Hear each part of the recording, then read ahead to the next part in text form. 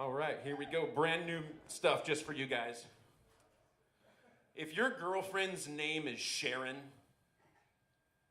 can you get mad if she cheats on you?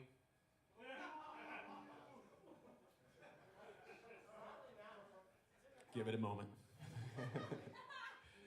I went to the store and I needed to get some disposable razor blades, but I didn't read the packaging. So now I'm stuck with these razors I can't fucking throw away. Have you guys heard about micro penises? I know that's an odd segue from razors to micro penises. But there's this thing called a micro penis. It's like people have these really, really small, almost non-functioning penises called micro penis. And there's this guy who goes around North America and now South America, and he actually gets paid $100,000 a year to talk for 20 minutes at different locations about his micro penis.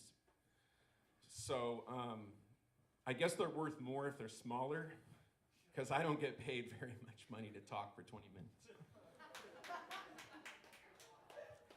But it got me thinking, like, there's supposed to be balance in nature, right? So for like everyone, there's someone. So someone out there has a micro vagina. There's a really gross follow-up joke I won't do for that one tonight, but maybe next time.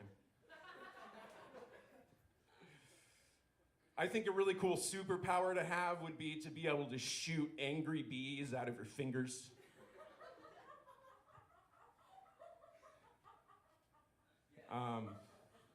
It's super effective unless you're fighting like a bear or a fully clothed beekeeper. Have you guys seen the massage parlor in Phoenix, right down the road by the Thai place? Does anybody believe it's a massage parlor? Like any of you? Okay, so I used to eat lunch at Jack in the Box a lot. And I would watch through the window at all the men sitting in the seats waiting for their massage appointments. And the best thing about it was, like, from the angle I was at, I could tell that every dude sitting in the waiting room was playing a really fun game called I Don't See Anyone Else Here. It's where you make eye contact with no one, and you pretend that because you're not looking at anyone, no one can see you. So I watched this a few weeks, and I always was like in that neighborhood, and you know, I had some time to kill with the Jack in the Box thing. So I made friends with this local cop, and I actually bribed him $25 to pretend to bust the massage parlor at exactly 12:20 because I knew I was going to get through the line at Jack in the Box, and then I would park to eat because I'm one of those creepy guys. I don't go in. Like, my car's cleaner than that shit. I eat in my car, okay, for health reasons. But I got like lunch and a show for $25 plus the price of like $2.99 tacos. It was great. I've never seen well-dressed men pouring out of the same doorway like that in the same, and they all went different directions too, like the cop was gonna chase them, like it was choreographed or something. Anyway, that place is called Hand Jahab Massage. I'm pretty sure. I'm doing so good at this right now. By a round of applause, how did you like that last joke? Next time, try a round of laughter. Do you guys go to Dutch Brothers? Anybody? No? Wise consumers. I have to go to Dutch Brothers because I don't plan ahead and I'm always late and I need to wake up, and you can't afford to do cocaine every day. So you go through Dutch Bros. But like, you're not awake when you get through Dutch Bros, right? So like, you pull up to Dutch Bros and you hear like this. As you're pulling up.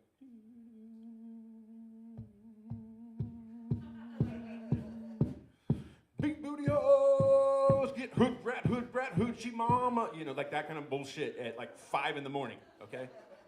And they always have the worst musical taste at Dutch Bros.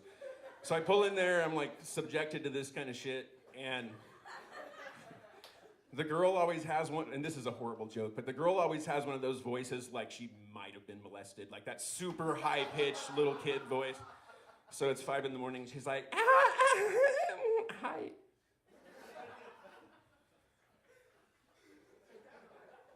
What are you doing today? Ordering coffee. She's like, okay, what would you like? I said, my coffee order. And she's like, okay. So like, this is her window, right? I'm in the car.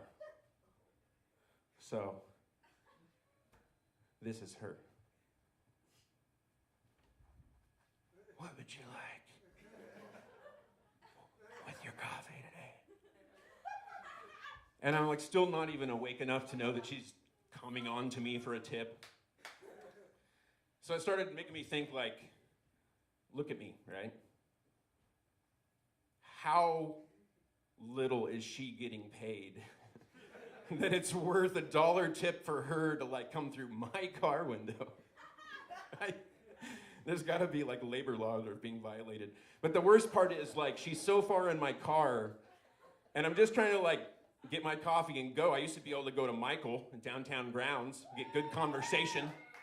Michael never showed me his tits unless I asked him to, or paid extra. So anyway, she's in my car. She's giving me a hand job, and she's steaming the milk. That actually didn't happen. Mostly because I never gave her a tip. You guys ever been bullied? Yeah? Other than listening to this bullshit? I got bullied in high school by a lot of people who had one thing in common, other than not liking me. They wore tap-out shirts. You guys familiar with tap-out shirts? Okay, well, I love this fucking joke because in the whole history of stand-up comedy, nobody has thought of it yet. And as soon as I thought of it, I was like watching every special to make sure it wasn't somebody else's joke because I love this fucking joke. No one ever told these motherfuckers tap out means to give up. So like these big tough dudes walking around in shirts that say, give up, quit early, prior to being hit. You guys, I know you watch porn. I'm not going to ask you that. You have to be really careful with porn nowadays because, like, if you're like me, you go to a porn website and you do one of two things. You either look at, like, all of the thumbnails that are on the most recent or whatever they sort the main page as. So there's all these thumbnails you can choose from. Or if you're a frequent visitor, you got to browse because you've seen all the ones from the recent thumbnail. All right. So, if you didn't know this, this is a fucking really good lesson. Porn videos have titles. Now, some backup for why this is important. I have 2 kids. I got together with a gal who had kids. I helped her raise those kids.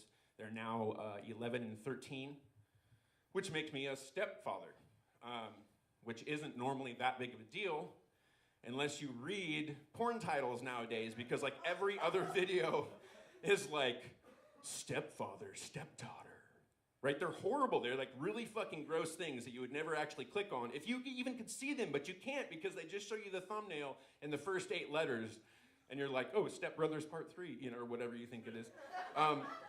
Which I never understood any of this stuff even made a difference until one day I went back in my history to find a porn video that I really liked. Because like there's 1 out of 100 that are actually hot, right? So I found a good one. I wanted to go back and watch it again. I was actually going to share it with someone. It was so good.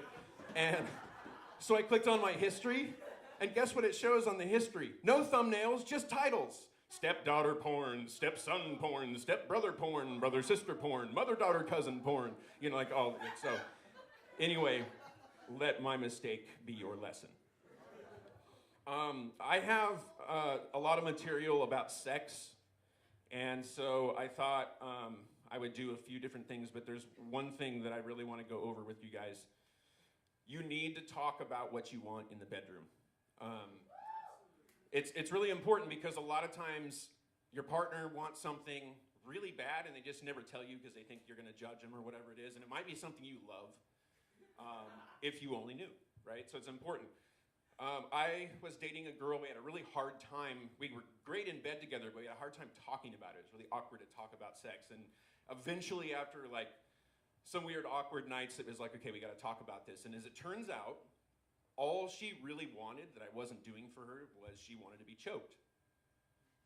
And all I wanted was more blowjobs. So we wanted the same thing, but we just didn't know because we weren't communicating. I'm gonna talk to you about something really important as it comes to sex talk. You guys know about STIs, sexually transmitted infections, right? Okay, here's a lesson. If you ever say the words STD and someone corrects you and says it's an STI, guess who doesn't have to go to the clinic to take a test? You know right then. Yeah, okay, anyway. So STIs, though, are important because there's one that nobody talks about. They don't fucking talk about it in school.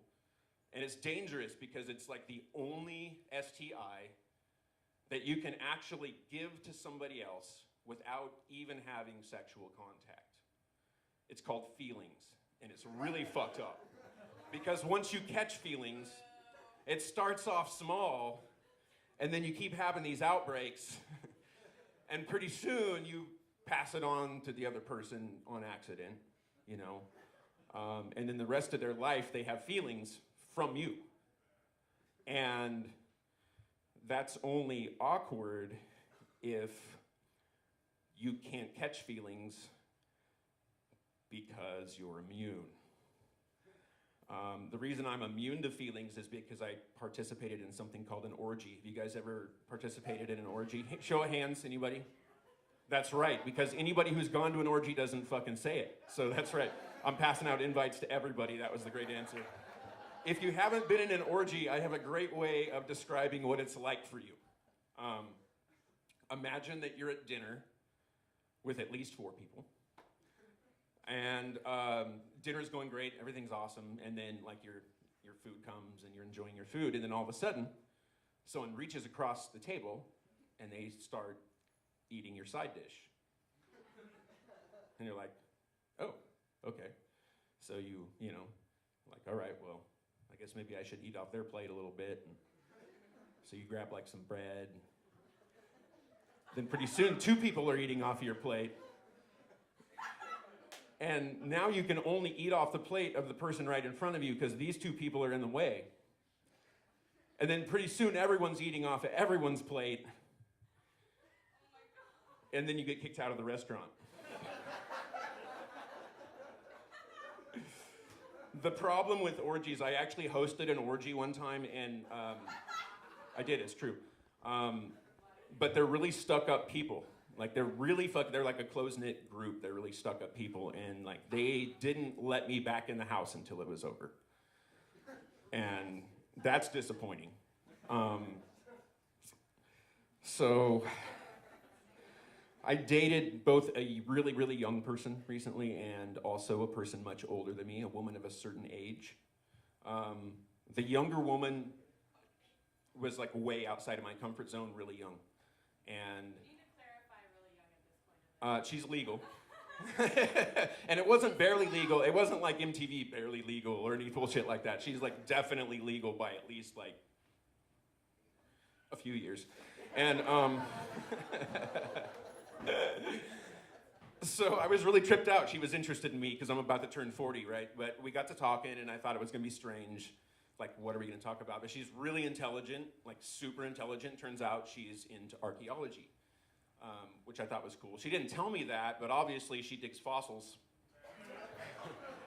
Looking to dust off some old bones. Then I dated, after that didn't go so well, I dated somebody much older than me. And the thing about older women is they really like to be held after sex so they can get in and out of the shower without slipping. I have, to close with, I think my time's getting close, so I've got 6 sex tips for women tonight. Actually, before I do that, I've got one thing for the men. Okay, how do you know if your girlfriend, wife, partner, boyfriend, transition friend wants to give you a blowjob? Number 1, they don't. Number 2, stop fucking asking. So that's my sex tip for guys. 6 sex tips for women. Number 1, Try. Try. Just offering the sex is not enough. You have to participate. It's better as a participatory sport than a spectator sport. Have you ever watched like American Gladiator? You want to be on the fucking show. You can only watch so long. Get involved. Get involved, ladies. Get involved. Move around. Switch it up. Number 2. Instead of dirty talk, try sports-themed talk for your man. Talk to him in a way that he understands. Right? He's going too slow. Is that all you got? You know, shit like that. Smack him on the ass, tell him good game. If he's not going deeper, tell him to go deep. Deeper! Deeper! Into the 20, the 10, the 5. Oh, and the end zone. Uh-oh. Flag on the play. Safety. Safety first. Okay, number 3. Do not stop during a blowjob. This is also a sex tip for men. Do not stop during a blowjob. If you have ever complained that giving a blowjob takes too long, it's because you stopped during the blowjob. Here's a secret about blowjobs. When you stop, for him, it starts all the way over. Right? Which most of the time you have to stop because your neck hurts or like your wrist hurts or like your jaw hurts. From experience, I've been told by friends. So, you know, it's hard not to stop, but don't stop during a BJ unless you think you're gonna have a seizure. Stop immediately. Stop immediately during a BJ. Okay, number 4. To spice it up, shave his initials into your bush. It's a thoughtful gift. It takes a while. It's thoughtful. Okay, last two. Number 5, trade anal for an hour-long back rub. Right? He never wants to rub your back, right? An hour-long back rub on the fucking clock, a whole hour. This is the most important sex tip for women, though, number 6. Ask for the back rub first.